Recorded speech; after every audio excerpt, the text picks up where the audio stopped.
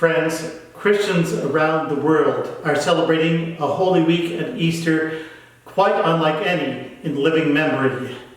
And given the realities of the COVID-19 pandemic, with its loss of life, the economic uncertainty, and the social upheaval that it's brought, it may seem wrong even to use the word celebrate.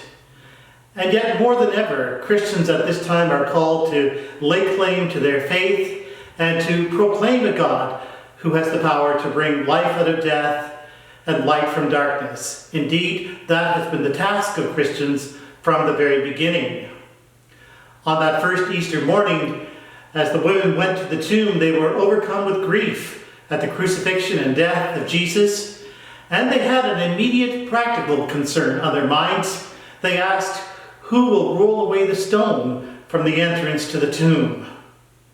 A tomb in Palestine typically was not sealed with a door, but was covered with a large stone set in a groove, and it would be no easy matter to move it. Yet when the women arrived, they found that the job had already been done.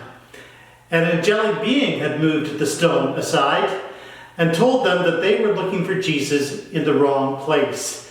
He had been raised from death to life, for no tomb could hold him.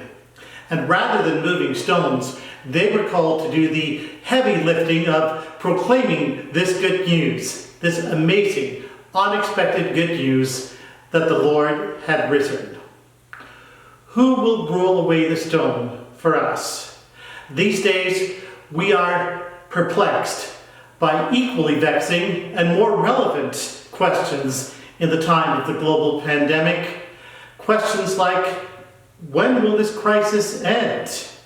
What will happen to my job, my income, my livelihood? What will happen if I or someone close to me is stricken with this virus? And how will the world be changed through all of this? And for Christians, there is the always pressing question, when will we be able to gather again, to be nourished by word and sacrament and community? Now, in times of great social upheaval, it's only natural that difficult questions should be asked. And people of faith are not immunized against suffering and anxiety. But the gift of faith means that we always have a way to reframe those troubling questions.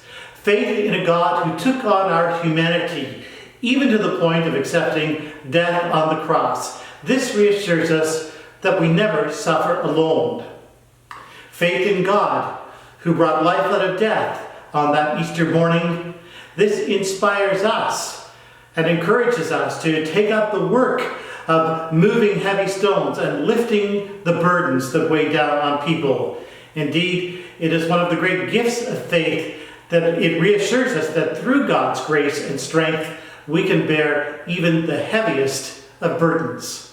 And so let us not cease to pray these days for those who are doing some heavy lifting and who are leaning in to help all of society face this pandemic. Frontline healthcare providers, essential workers, public health officials, and government leaders. And let each one of us be strong and vigilant in doing our part to halt the spread of this pandemic. First, by following the very sensible, practical measures that we've been told to take, and also by reaching out to others at this time in love, compassion, and concern. Like the women who went together to the tomb on that Easter morning, we will accomplish more if we are united. And as the women went forth from the tomb that day, let the church go forth with a message of hope and encouragement in these troubled times, for it is a message based on the love and mercy of God, on the love of God who is always able to bring life out of death and to turn despair into hope.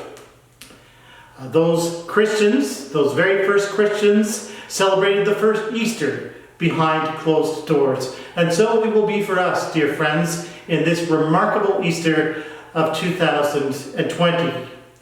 But closed doors could not keep the Lord Jesus out, any more than a heavy stone could keep him sealed in.